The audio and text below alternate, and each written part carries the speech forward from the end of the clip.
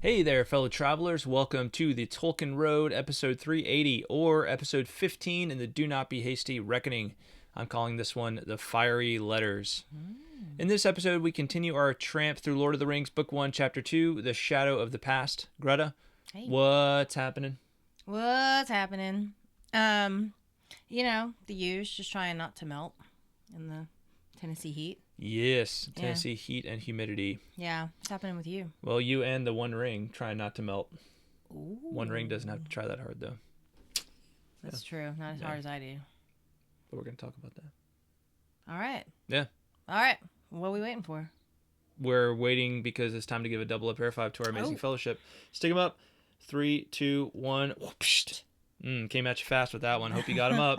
Special thanks to this episode's executive producers, Kaitlyn of Tea with Tolkien, John R., KG, SaberSystems, and Jeremy D.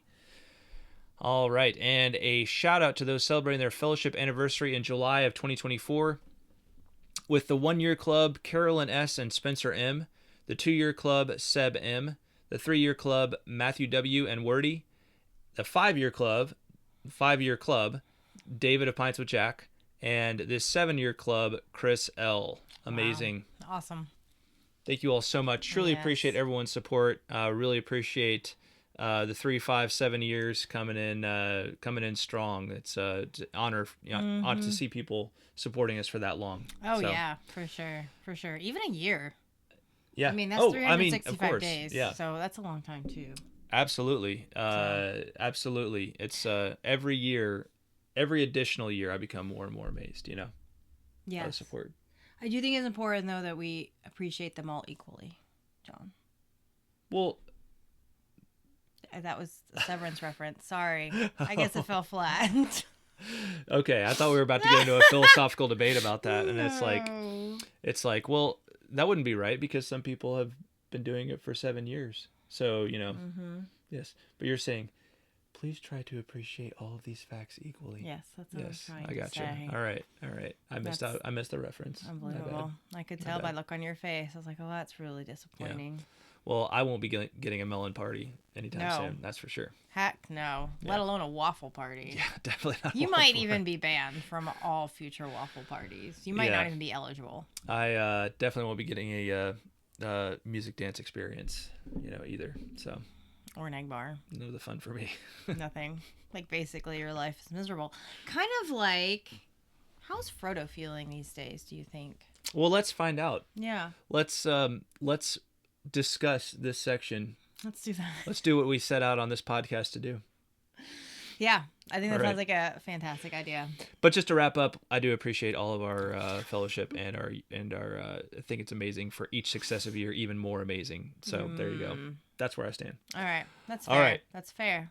And so in this episode of Do Not Be Hasty, we continue through the Shadow of the Past as the true nature of Frodo's ring is definitively revealed by Gandalf.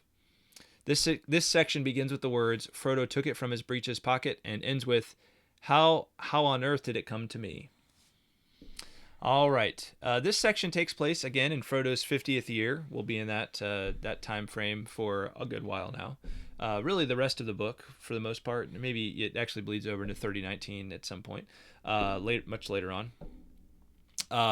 But this is so, we're in Third Age 3018. We picked up... But a lot of what we're going to talk about actually is from past ages, right? So there's like a lot of history talk through the voice of Gandalf in the present time in this chapter. So like nested narratives and that kind of thing. Cool. Yeah. I like nested narratives. We pick up in Media Ray from the last section with Frodo and Gandalf engaged in conversation about the ring left to Frodo by Bilbo. All right, so here's the big question. Here's the kind of cliffhanger question from last time. Gandalf says to Frodo, give me the ring for a moment. Now, how can Gandalf just take the... So I'm like, I thought Gandalf didn't even want to touch the ring. But here, he asks Frodo to give it to him. So literally, why is Gandalf asking for the ring if he knows that to possess it is perilous for him? Is this a flaw in the narrative? I guess I'm a bit puzzled by this, and it took me by surprise as I was reading this closely that Gandalf asked for it so directly. He didn't actually ask for it. He ordered it. Yeah. To be given to him. Yeah. Yeah. Yeah, really. So which is even more brazen. yeah, it's surprising to me. So I'm not sure what to do with that. I'm interested to hear the feedback from everyone, as they ponder that. Now, I don't know, maybe Gandalf, like maybe it's because Gandalf wasn't asking for it from any like ulterior motive. Mm-hmm. He was simply asking for it so he could like throw it into the fire. So I don't know, maybe I'm just reading too much into it, but it just seems surprising to me. Like, if anything, I would have expected Gandalf to be like, Frodo, here's what I want you to do. I want you to throw that ring in the fire. But maybe he's thinking to himself, like, Frodo wouldn't be capable of throwing the ring into the fire. Mm-hmm. Right? Frodo is pretty astonished when Gandalf does. Yeah. It's really interesting to me that you kind of zoned in on this, because it didn't like jump out at me at all. Mm-hmm. I was like, yeah, I mean, Gandalf's a wizard. Like, he knows what he's doing. It didn't surprise me very much that he did it. Yeah. But I wonder if, because of the intention that he had with it, like he wasn't ordering it to be given to, and also maybe his disposition or his attitude when asking for it, right? It's very, like, compare this to what Boromir does, right? Mm-hmm. Where he, like, demands that it be given to him because he wants it for his own. Here, Gandalf is clearly requesting or ordering Frodo to give it to him for a particular purpose that has nothing to do with him desiring the ring. Yeah. Maybe he's just totally detached. Yeah, I mean, it's interesting, and I don't have like a great, like, what I feel like is a great answer on that front. I think any of these things are possible, and I suppose it's possible that like kind of like a momentary sort of nonchalance toward it can be, being completely innocent might not have any, like, might not have it if Gandalf's not like, not if Gandalf in the moment is just like, oh, I need to show Frodo what this ring, like, show him like what this ring really is, so I'm gonna ask him to give it to me so I can throw it into the fire. He's not thinking to himself, I'm gonna ask him to give it to me so I can use it for some greater good. Like, right. He's like, you're give me the ring, because he knows Frodo's not gonna throw it in the fire, but he needs to show Frodo what it is. So, maybe that's what it is, but I'm interested to hear I legitimately am interested to hear feedback from everyone on this note. So please drop comments, send emails. All right. The ring, it says, suddenly feels very heavy, and so, I think from here we start to get a lot of like little notes about like maybe actions of the ring, or different impressions, like strong impressions it leaves on people that are around it. Why does it feel heavy, right? Does the ring actually make itself heavy, or is this Frodo's reaction to the feeling of handing it over?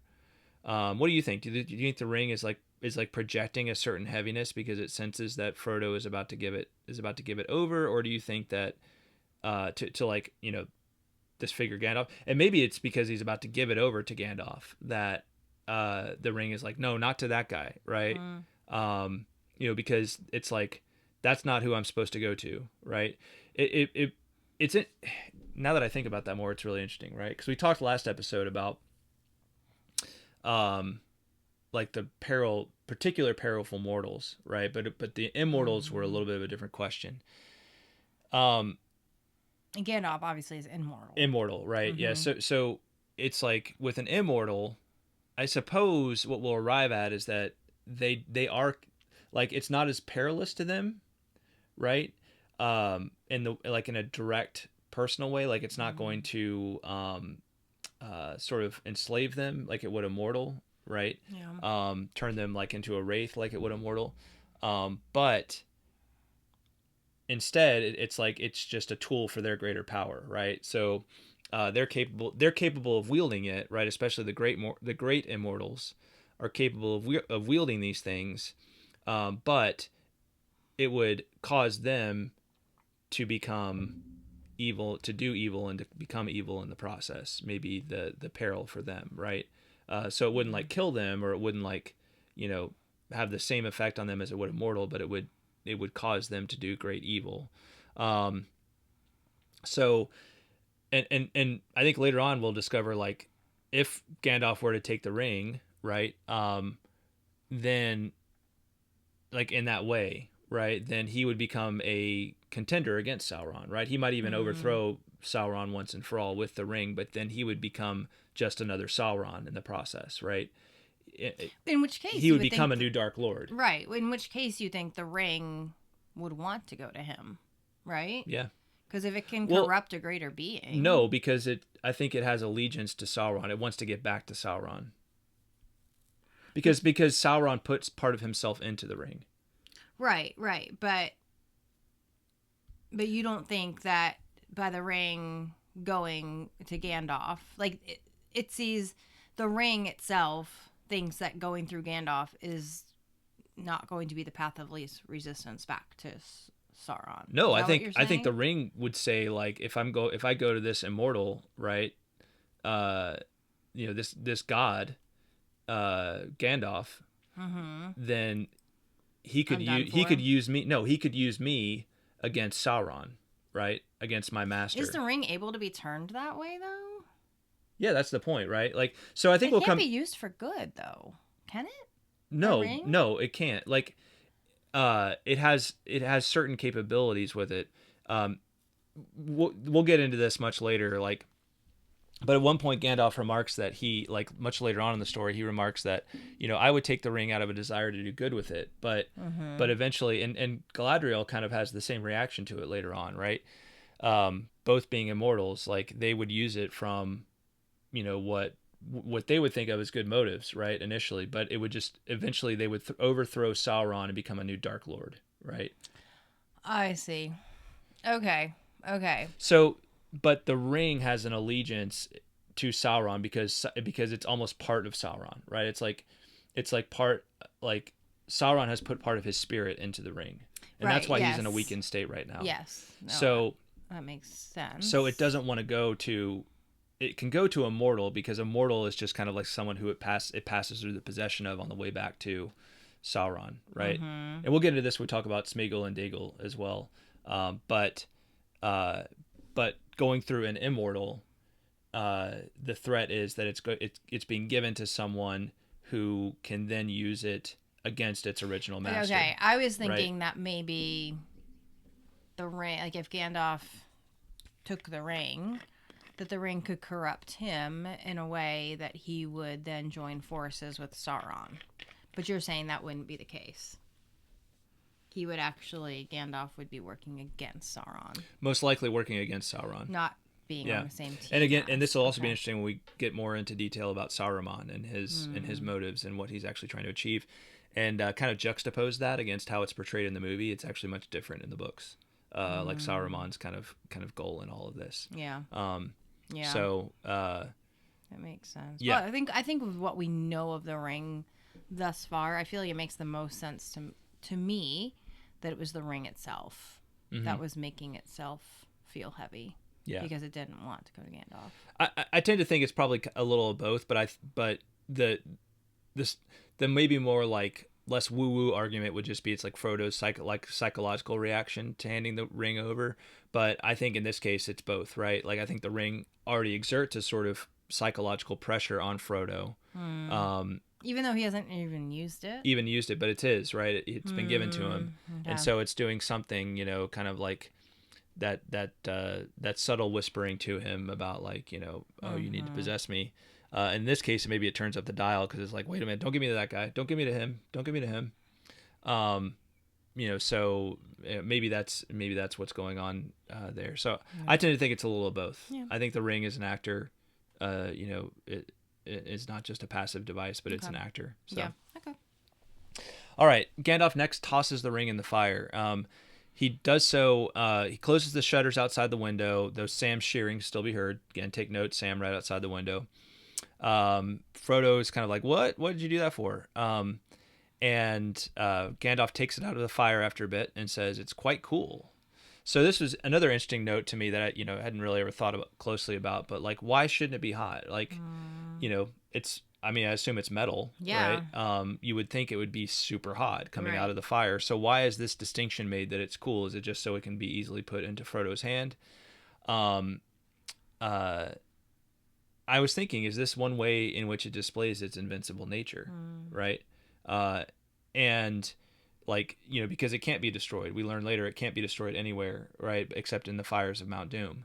So put into any other, like, that's the reason metal gets hot is, you know, like if you put it into something hot is it's you know it's getting closer and closer to its melting point, right? Right. So, but this ring is not getting hotter because it doesn't have a melting point with respect to any fire except for the fire of Mount Doom. So it's almost like it's invincible. Yeah. To any other fire. Right. Yeah, it won't even start to get hot. So is it absorbing the intense heat from the flames like some kind of black hole of destructive power? Like that was a really interesting thought to me. Like, is it like when it comes into contact with other sorts of like, you know, destructive power or whatever, does it just kind of absorb it like a, you know, like a black hole absorbs light, right? Yeah. Just has such great, like... Or is it repelling it? Or is it repelling the heat? I mean, it could be either, it could right? Be either. But it's almost like he says it's cool, right? So it's almost like it has the reverse effect of the heat. So it's almost like it's like drawing the heat into itself, and you know, for increasing its power or something like that. You know, I don't know. It could be either. It could be either one. But anyway, I like that thought of like, you know, that the ring is, it's like this is a mark of its invincible nature, that you put it into fire and it just remains cool. Yep. So. Yeah. Clearly it's made of not... Well, I mean, it's clearly... I mean, it's made of metal, but but... Or maybe it's just maybe it's an effect of the spirit of Sauron that he put himself into it, that's somehow coming into play. Yeah, maybe. Yeah. Well, interesting question. Drop your thoughts on the issue in the comments below. And so we see as the ring comes out, it's put in Frodo's hand. After after a bit, it starts to show off these letters, this inscription on it. And this is, of course, the ring verse inscription. One ring to rule them all, one ring to find them, one ring to bring them all, and in the darkness bind them. Make sure I got that right. Let's pull it up here. All right. So, one ring to rule them all, one ring to find them, one ring to bring them all, and in the darkness bind them. Of course, that's the common speech version of what is written on there, the rough translation. The actual inscription in the actual letters here, according to Tolkien Gateway, is as follows. And I'm going to do my best to pronounce this correctly. Ashnazg Durbatuluk, Ashnazg Gimbatul, Ashnazg Thrakatuluk, Agburzum, Ishi Krimpatul. Yeah, so my not so great attempt at the ring verse in the actual language. That is the black speech. Ashnazg, so Nazg, right? Nazgul, ring wraith, Nazg being ring. So that's at least one word that we can recognize there. Yeah. So it says the letters are finer than the finest pen strokes. They were piercingly bright, yet remote, as if out of a great depth. And again, like I really like that's an interesting little touch, right? That it's like it wasn't just like on the face of them, but it was almost like each little tiny little inscription. Like if you looked at it, it was almost like an abyss you could fall into, right? Just like great little details. Of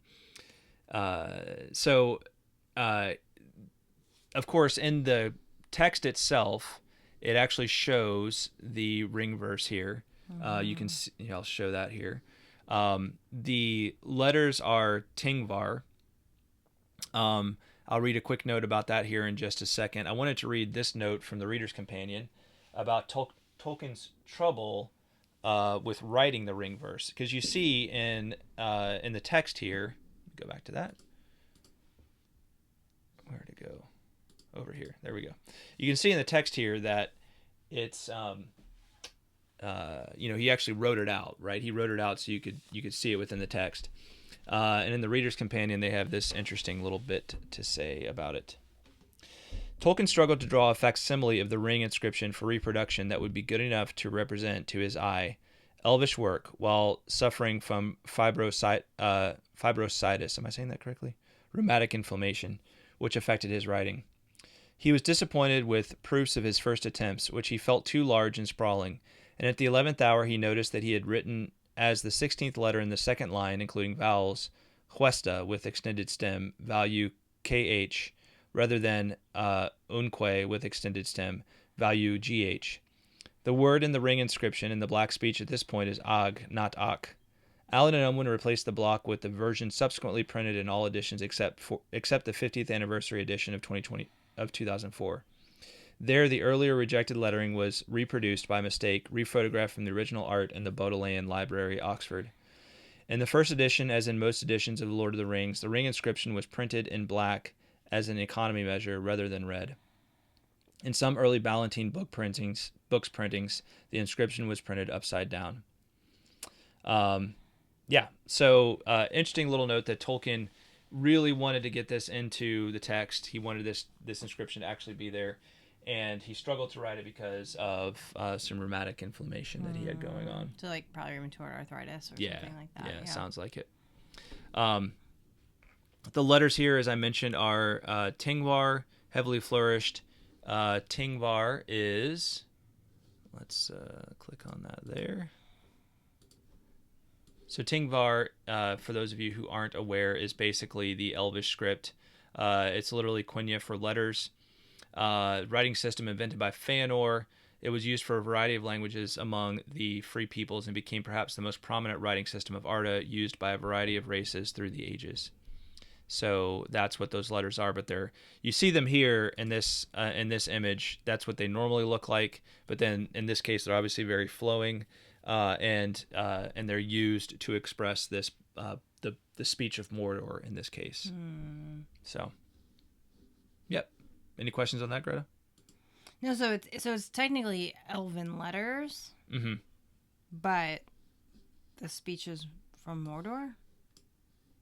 I guess I'm confused. Yes, how the two are related. It's Elven letters. So it's like you can, you could write Russian, right, in using English letters instead of Cyrillic letters, right? You're trying to best approximate like the sounds through English letters, right? Gotcha. Okay. Okay. But more,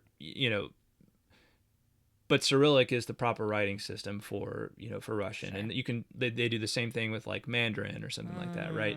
All of these languages like tend to have their own writing systems, native like writing systems, that are more suited to them. Yeah. But you can express them in different, using different writing systems. Gotcha. That makes sense. Yeah.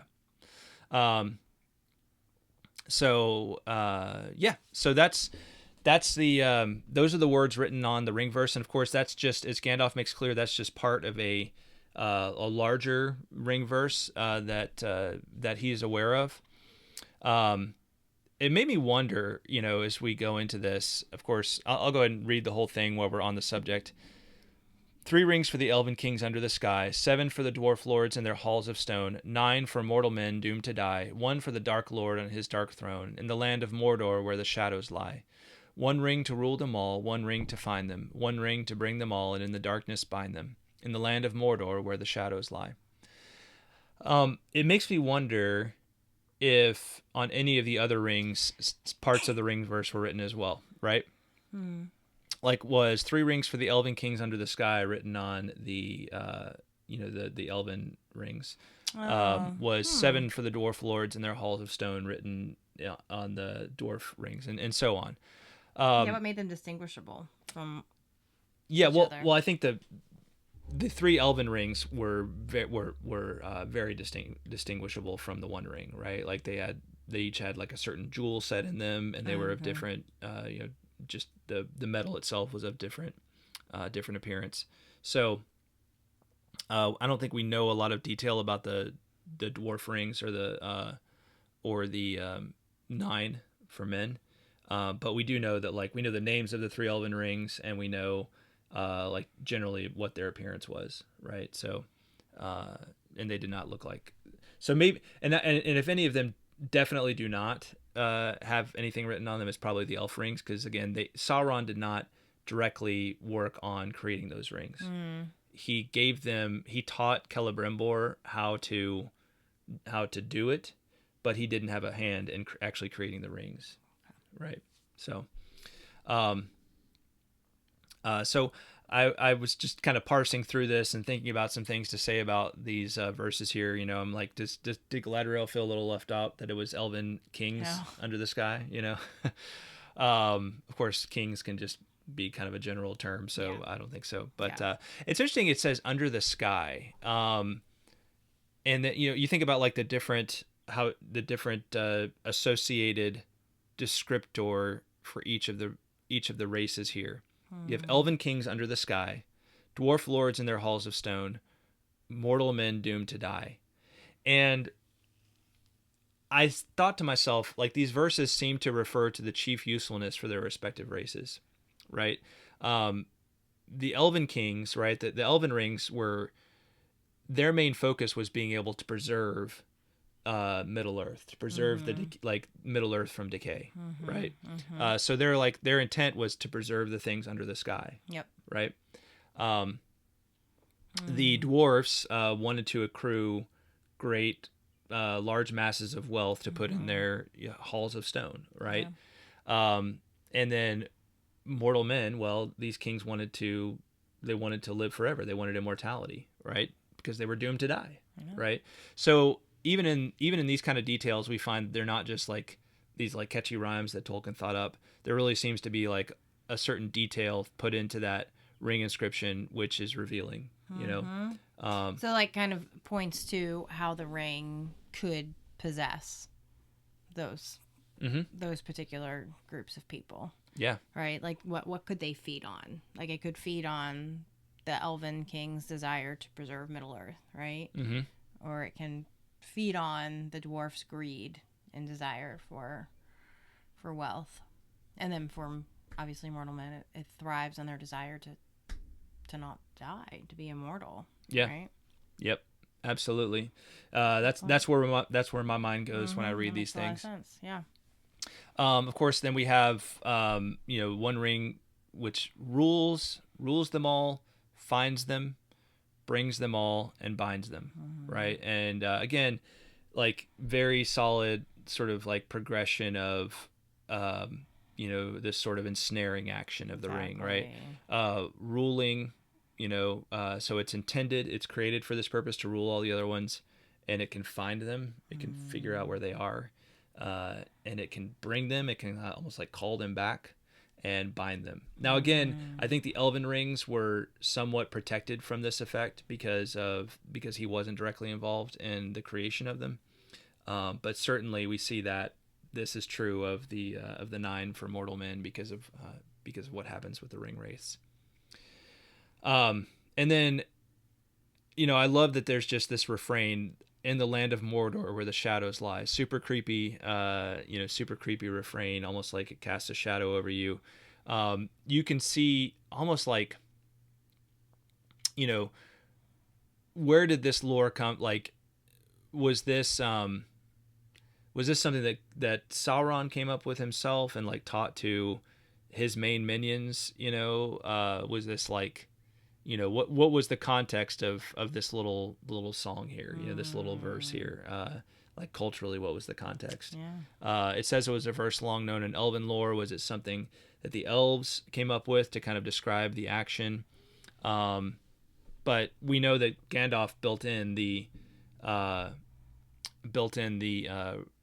wrote the ring verse into the particular ring verse of the One Ring into the One Ring itself. Right. So, right. I don't know, all very sorts of interesting questions that we'll never have definitive answers to, but are nonetheless fun to think about. Yeah, it's interesting to me that shadows is capitalized. Yeah, because that's clearly, showing A, its importance, and B, the fact that it's like real. Like it's, it's not just, you think of a shadow, like your own shadow. Like there's nothing to be afraid of your own shadow, right? Because it's obviously not real. It's just a reflection of you. But the shadows with the capital S, those are real. Yeah. Those or even those are scary shadows. Yeah, it's interesting to me. It's interesting to me too that it's shadows here instead of just shadow. It could have been in the land of Mordor where the shadow lies. Maybe so because a lot of times when the word shadow comes up within Lord of the Rings, it's within the Middle Earth Legendarium. It refers to like the shadow cast by first Morgoth and then by Sauron, right? Right. Kind of the shadow of this evil presence. But I'm sure there's actually more than that, right? There's plenty of shadows to go around in Mordor, so it's the place, I guess, that draws the shadowy beings to itself. All right. So finally, Gandalf says, this is he identifies it. He says, for certain, this is the Master Ring. This is the One Ring. Sauron lost it many ages ago to the great weakening of his power. I just had to say here, actually, Gandalf, actually 1 age ago, to be exact, not many ages ago. It was 1 age. Actually, Gandalf. So, yeah, just had to get that actually in there. Yeah. No, to be precise, it's like, with the ages of Middle Earth, it was actually 1 age ago. Sauron would have lost this at the end of the Second Age, beginning of the Third Age, and now we are at the 3,000 years later in the Third Age. So I guess if you want to calculate ages as like hundreds of years, or a certain like if an age is 100 years or if it's 1,000 years here, Gandalf, then yes, we can say many ages ago. But technically speaking, it's just 1 age. So he just said it for effect.